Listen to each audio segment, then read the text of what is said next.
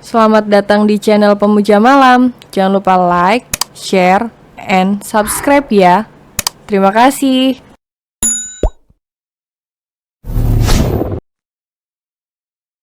Episode 45 Kejutan.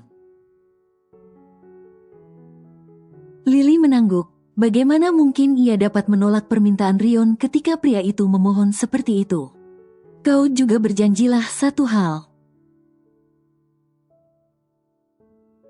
Pinta Lily. Apa? Tanya Rion, menatap sang gadis serius. Berjanjilah jangan pernah katakan kalau kau ingin mengakhiri hubungan kita.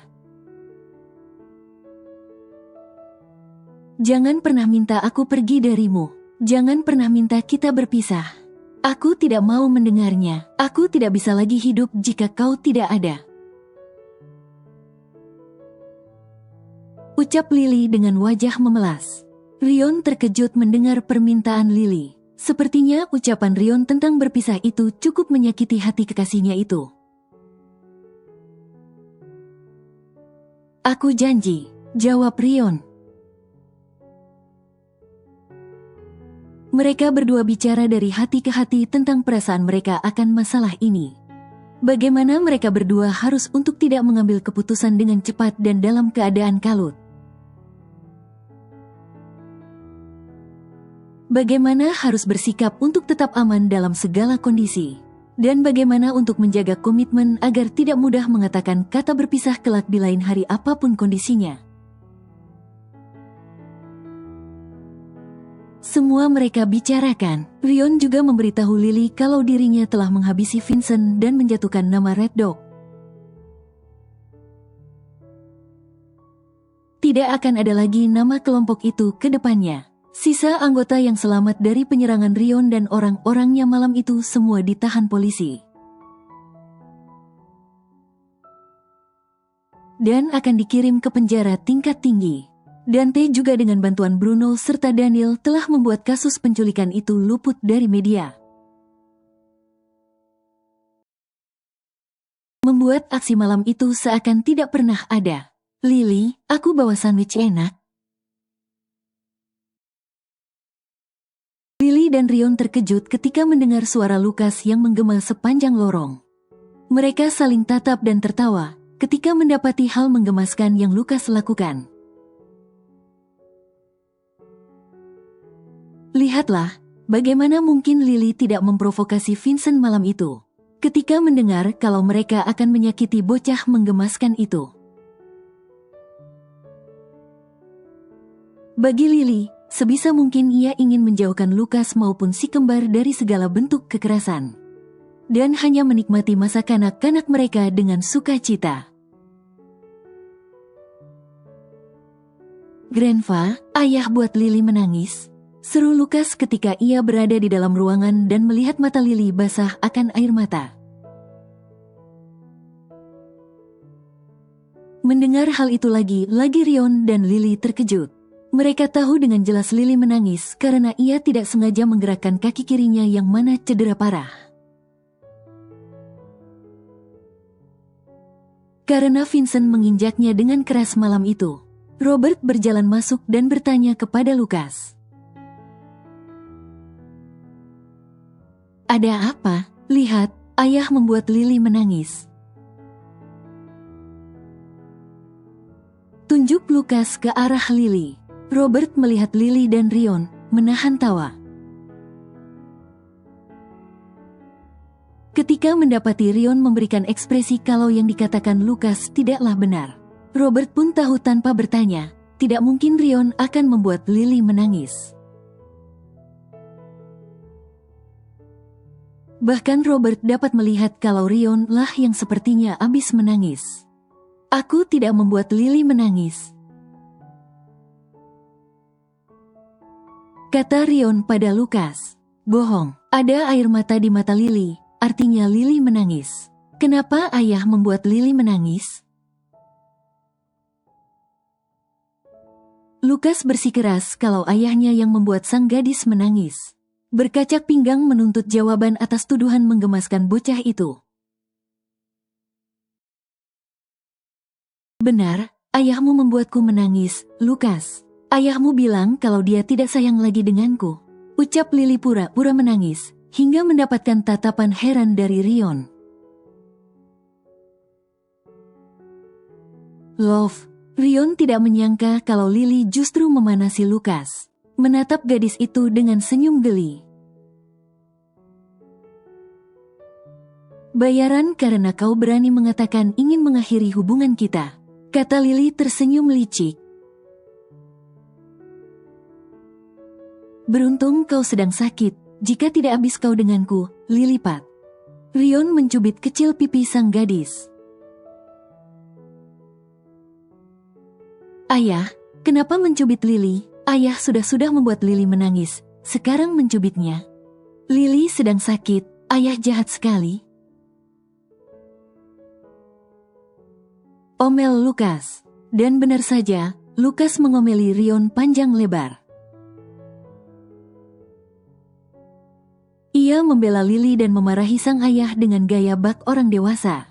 Rion serta Lily menahan tawa melihat gelagat Lukas. Bocah itu mengira kalau ia menyeramkan atau mungkin dapat menakuti Rion, tapi tidak sama sekali. Justru di mata mereka berdua Lukas semakin menggemaskan.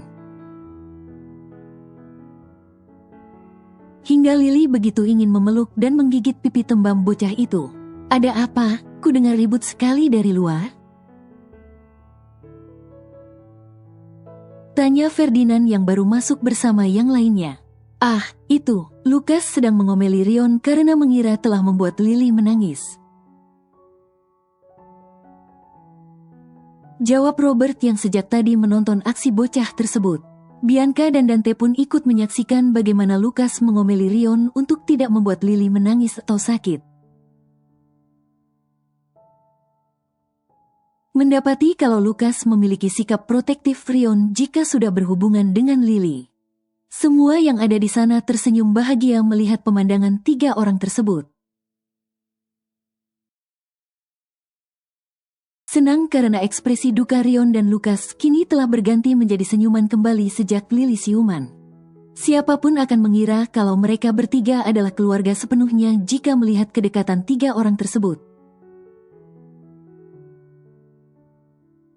Di mana mereka tidak bisa jika tidak ada salah satunya.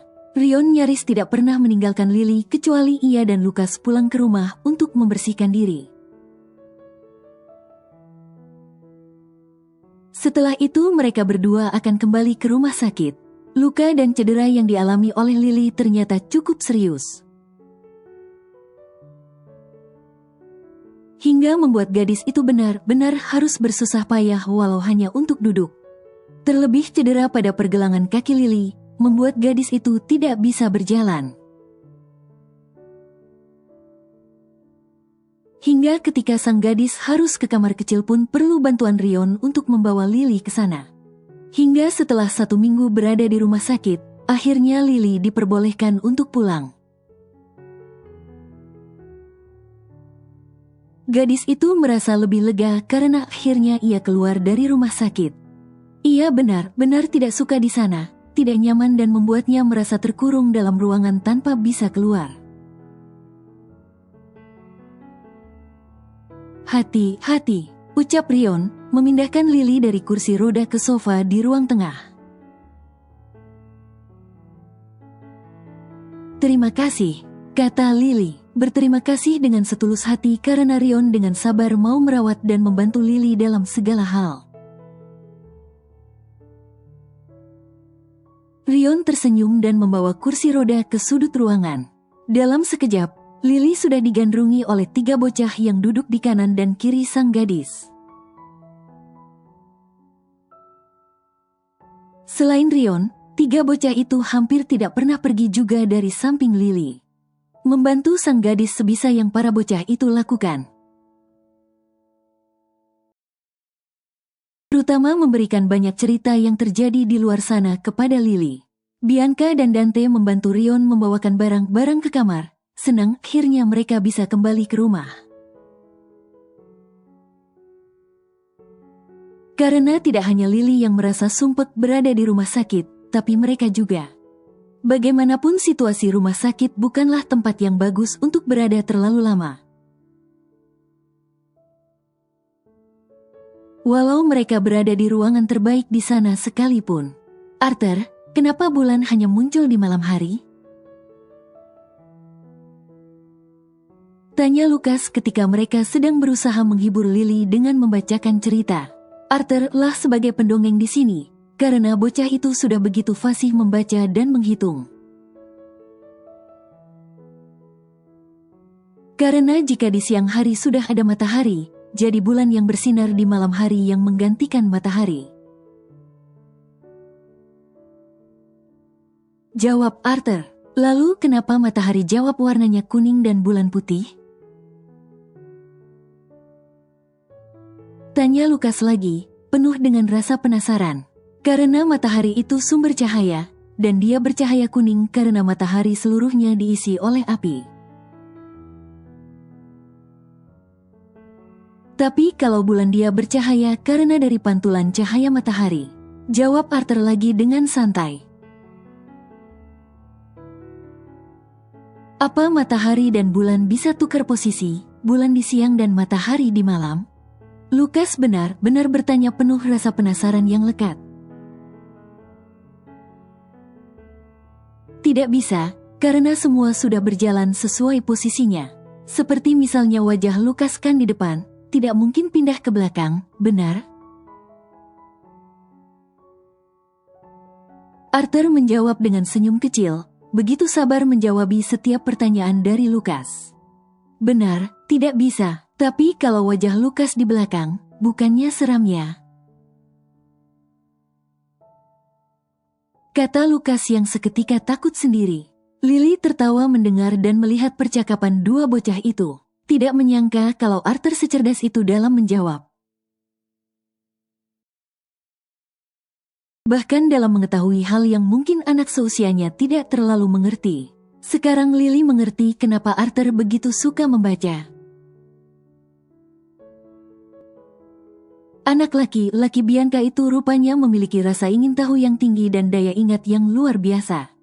Tak jauh berbeda dengan Lukas. Good job, Arthur. Puji Lily mengelus kepala Arthur. Nanti akan aku belikan buku yang lebih menarik lagi untuk dibaca. Ensiklopedia bergambar akan sangat menarik. Sambungnya, dan benar saja, mendengar kata buku baru, mata Arthur berbinar dengan perasaan tak sabar. Senang karena membaca buku bukan hal yang perlu disembunyikan karena malu. Bukankah anak-anak ini terlalu jenius? Kata Bianca yang duduk di sofa seberang Lily berada. Benar, aku sendiri selalu kaget setiap kali mereka mengobrol dan bermain seperti orang dewasa. Jawab Lily jujur. Dirinya selalu dikejutkan dengan Lukas yang cepat dalam daya tangkap dan ingatan. Sebelumnya Arabella dalam menggambar, dan sekarang Arthur dengan begitu banyak pengetahuan di luar usianya. Sepertinya Lukas juga sudah begitu ingin bersekolah. Dan tempat si kembar sekolah juga menyediakan tempat untuk anak seusia Lukas, akan lebih baik dia segera masuk ke sana. Pendaftaran sudah dimulai sejak minggu lalu. Beritahu Bianca, teringat kunjungannya membawa Lukas ke sekolah si kembar minggu lalu. Akan lebih baik begitu, tapi aku tidak bisa menemani Lukas ke sana dalam keadaan seperti ini. Kata Lily terlihat sedih. Padahal ia begitu ingin mengabadikan momen di mana Lukas pertama kali bersekolah. Tenang, aku akan mengurus Lukas di sekolah, sekalian mengurus Arthur dan Arabella. Mereka berada di satu tempat, hanya beda bangunan saja. Bianca bisa melihat kekecewaan Lily karena tidak bisa mengurus segala keperluan sekolah Lukas. Padahal ia tahu dengan jelas kalau gadis itulah yang begitu semangat. ketika Bianca bilang kalau pendaftaran taman kanak-kanak di sekolah si kembar sedang dibuka. Tidak perlu kecewa, Love.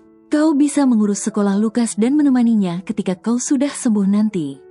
Tugasmu sekarang hanya istirahat dan sembuh saja, jangan khawatirkan apapun. Ucap Rion yang datang dan duduk di sofa satu dudukan. Benar yang Rion katakan, untuk sekarang kau hanya perlu fokus akan pemulihanmu saja. Setuju Bianca. Mereka bertiga mengobrol tentang Lukas yang akan bersekolah dalam waktu dekat. Apa saja yang dibutuhkan dan harus dilakukan? Tentu saja seperti biasa. Rion akan menurunkan orang-orangnya untuk menjaga para bocah kali ini. Tidak hanya Lukas tapi juga si kembar. Setelah apa yang terjadi pada Lily, Rion semakin protektif kepada seluruh keluarganya. Bahkan menurunkan orang-orang di Pantom untuk berjaga. Sebagian berjaga dari balik bayangan khususnya ketika mereka berada di luar. Tak terkecuali Robert sekalipun, Rion tetap mengutus penjagaan untuk beliau. Ketika malam turun, dan Bianca pulang ke rumahnya bersama dengan si kembar. Rion membawa Lily ke kamar pria tersebut, tak ingin Lily sendirian dalam keadaan masih seperti ini. Aku akan tidur dengan Lily malam ini, kata Lukas yang telah duduk di samping Lily di atas ranjang dengan piyama yang telah bocah itu kenakan. Ketika Lily mengusap kepala sang bocah, pandangan gadis itu jatuh pada buket bunga di bawah lemari pakaian Rion. Ia dapat melihat kalau bunganya telah layu. Walau Lily bertaruh kalau bunga itu masih segar, pastilah akan terlihat begitu cantik. Rion melihat ke arah pandangan Lily, lalu tersenyum. Tadinya itu untukmu, aku membelinya di hari kau diculik. Dan aku juga belum sempat membuangnya karena hanya fokus padamu. Kata Rion, untukku. Lily terkejut. Ya, sebenarnya aku juga ingin memberikan yang lain, dan juga rencana kejutan liburan ke Hawaii. Tapi sepertinya hal itu masih belum bisa terlaksana. Rion tersenyum getir karena semua rencana indah di pikiran Rion kala itu berantakan sepenuhnya. Kita bisa melakukannya di lain waktu, kata Lily, tahu kalau Rion merasa kecewa akan semua pembatalan rencana tersebut. Tapi ada satu hal yang ingin kuwujudkan sekarang, kata Rion menatap Lily. Apa itu? Lily penasaran sekarang. Bukannya menjawab Rion justru berbisik ke Lukas yang duduk di antara Lily dan Rion saat ini. Senyum bocah itu langsung merekah. Dan segera Lukas berdiri dan turun dari tempat tidur, berlari meninggalkan kamar Rion. Lukas mau kemana? Tanya Lily heran karena tiba-tiba bocah itu berlari meninggalkan kamar. Mau ambil sesuatu? Seru sang bocah yang telah menghilang di balik pintu. Ada apa sebenarnya? Tanya Lily bingung. Rion hanya tersenyum, senang melihat kebingungan Lily saat ini. Namun lebih senang ketika memikirkan ekspresi seperti apa yang akan Lily tampilkan. Setelah Lukas membawa hal yang Rion suruh, sampai tak lama, Lukas mengintip ke dalam kamar dengan senyum lebar dan mata berbinar. Lukas, Lily tersenyum heran dengan gelagat Lukas sekarang. Dan begitu Lukas masuk ke dalam kamar, mata coklat Lily melebar melihat apa yang bocah itu bawa. Ia hanya melihat Rion dan Lukas bergantian, seolah mencari jawaban atas kejutan kecil yang Lukas bawa ini. Walau kejutan yang Lukas bawa tidak sekecil yang Lily pikirkan, tapi hal yang akan mengubah hidup Lily selamanya. Netra hasil Lily tidak lepas memandang bocah 5 tahun yang baru masuk ke dalam ruangan. Rasanya Lily tidak menyangka kalau dirinya akan mendapatkan kejutan manis dari ayah dan anak ini. Hingga membuat Lily dipenuhi oleh kebahagiaan ketika melihat Lukas. Bagaimana gadis itu tidak bahagia ketika ia melihat Lukas masuk ke dalam kamar. Dengan membawa buket bunga lili yang cukup besar, hingga membuat Lukas berjalan dengan sangat hati-hati menuju ke tempat tidur. Bahkan buket bunga itu menutupi wajah sang bocah yang sesekali menengok dan tersenyum ke arah Lily. Lukas berdiri di samping tempat tidur di mana posisi ayahnya berada, memberi sinyal agar bocah itu diangkat ke ranjang. Rion yang mengerti langsung mengangkat Lukas untuk duduk di pangkuan Rion. Senyum pria itu terus terulas, puas ketika ia melihat bibir ranum kekasihnya itu melengkung ke atas. Dengan raut bahagia saat melihat buket bunga yang dipegang oleh Lukas. Bersambung.